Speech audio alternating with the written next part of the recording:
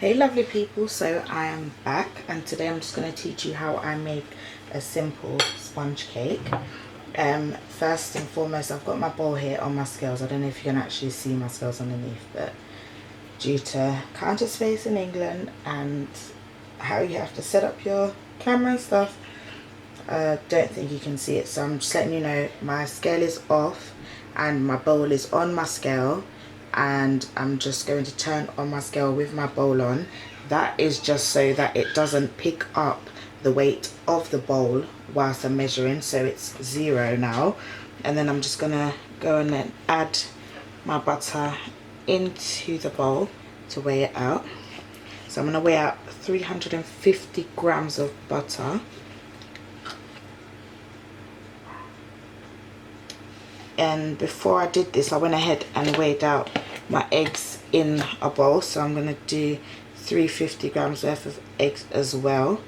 But if you don't want to weigh your eggs, it's roughly around 6 medium eggs that gives you the 350.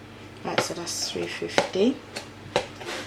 And then what I'm going to do is turn it off, turn it back on, and add 350 grams of sugar to the butter.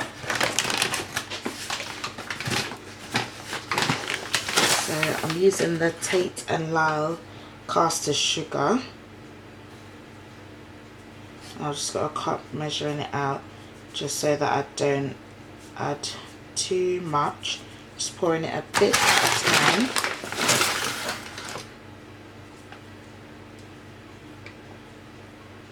So I'm just getting 350 put in there.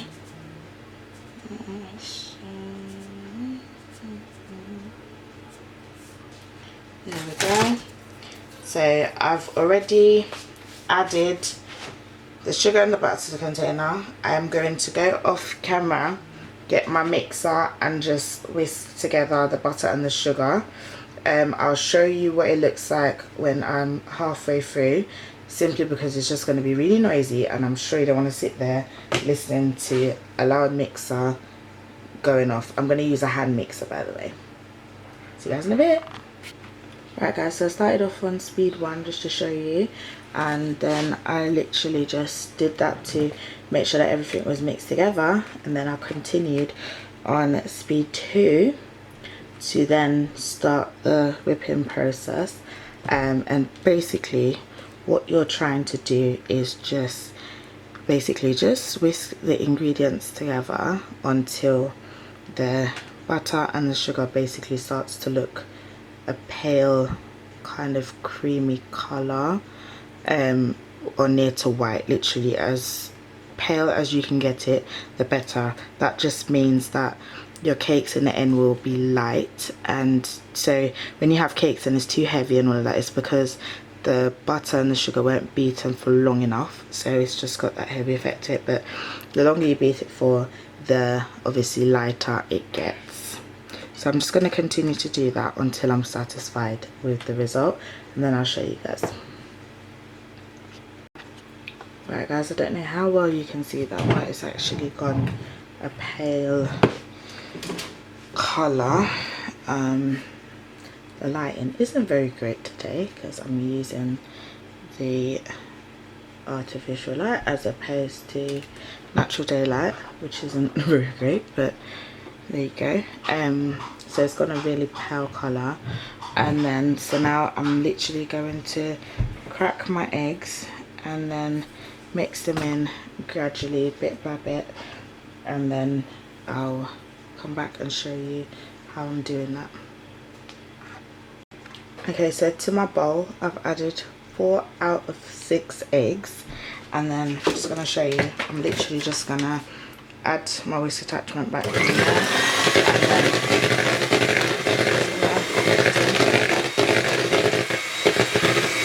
it's really loud and noisy, which is why I did not leave it on earlier whilst I was doing all of that.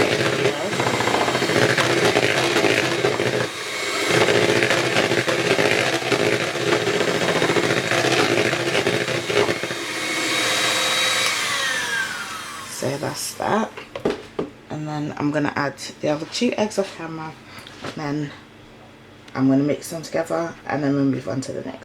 So this is what my mixture looks like now, with the butter, sugar, literally, and the eggs added in. To this I'm going to add 2 tablespoons of vanilla. This is the one that I use, and it's around $1.99, might be more, might be less. And I usually add my flavouring to the eggs because I feel like if you don't do it at this point and you do it after, it allows for a raw taste of egg to the cake. I don't know how to explain it, but you just have a sharp, disgusting egg taste at the end, which is not pleasant. You can add whatever spices you want. If you want to add ginger, if you want to add cinnamon, whatever you want to add. I do my own spices, which I will not be speaking of on camera, but it's up to you, whatever you want to use. You can use nutmeg, you can use whatever, but yeah, I've just added mine. I'm just going to mix this in again.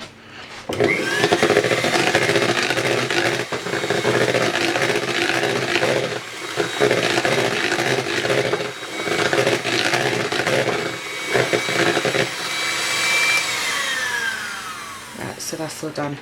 Now I'm going to go off camera, weigh out my 350 grams of flour. I'm using self-raising flour.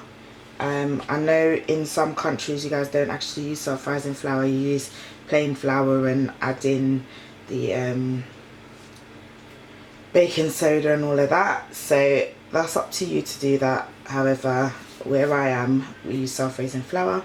So I'm going to measure that out. It's 350 grams standard, and then I'll be back to show you how I add it in to my... Right guys, so I've measured out the 350 grams of self-raising flour, as you can see in the background there, just behind the bowl of the mixture. So I'm going to put this flour into a sieve and then sieve it in. The reason why you do that is you add air to the flour when it's going in, so that makes the cake lighter also. And not only that, in some countries you still have weevil, yeah, in the flour. If you sieve your flour as well, you avoid the risk of having one of those in your food. It is not pleasant. So yeah, and then I've literally got a tablespoon here. I'm gonna just mix it in with the spoon. I'm not gonna use the whisk again, there's no need for that. I've already done what I need to do, so I'm just gonna incorporate it in and take down the sides as well. Make sure that everything is mixed in properly.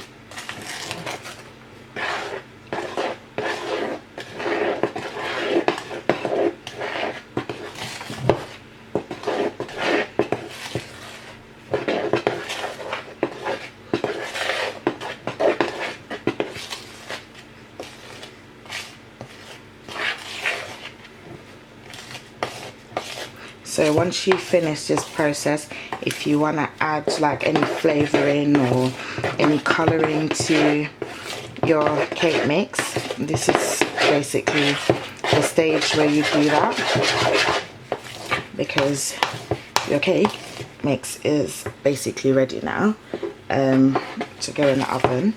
So I can't remember if I mentioned to you, preheat your oven to 180 degrees and just leave it to heat up for about half an hour, and then your cake will roughly take around 35 to 40 minutes to bake on that same temperature.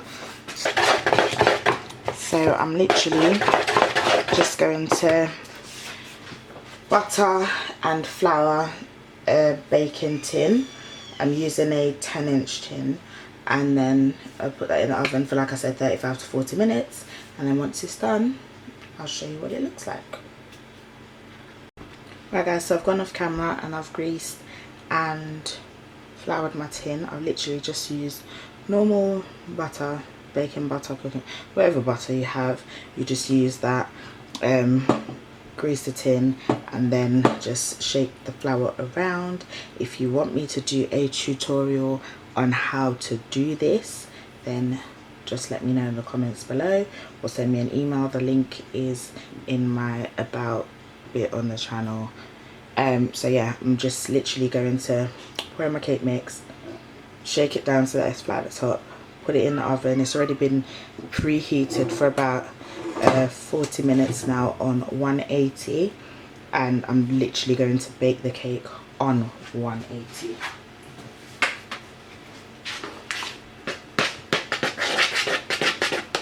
Just going to give the mixture another little mix just to make sure that it's not settled anything or anything like that. And then I'm going to pour it in to the tin.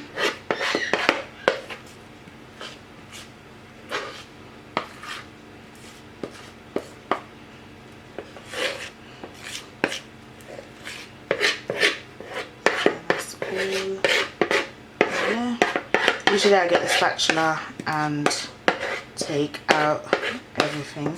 Today I'm literally just too tired for life, so that's gonna have to do. I've pretty much gotten everything out anyway, so I'm just gonna smooth this out a bit. I'm gonna make a bit of noise, but I'm gonna bang it in and just flatten out the mixture. So that's that. I'm going to put it in the oven. Like I said, it's been preheated for 40 minutes now on 180. I'm going to put it in for about 35 to 40 minutes and then check. Obviously it might not be finished, it might be finished. Just check the cake and make sure. I'll come back and I'll show you guys how I check the cake. Obviously there's several different ways to do that, but I'm going to show you how I'm doing it today. Alrighty then, see you on the other side. Right guys, so I've left it in for about 45 minutes, 5 minutes longer because I've been doing stuff. So it should be ready now. I'm just going to show you how I test it. So I just get a knife, literally any knife. Just make sure that it's got a pointy end and it's not like too thick. It's just a nice thin knife with a pointy end that you can check. And I'm just going to literally run the knife through the center of the cake right to the bottom. So you can hear that it's literally touched the bottom, and then I'm going to lift it out gently, and as you can see there, it's baked through nicely.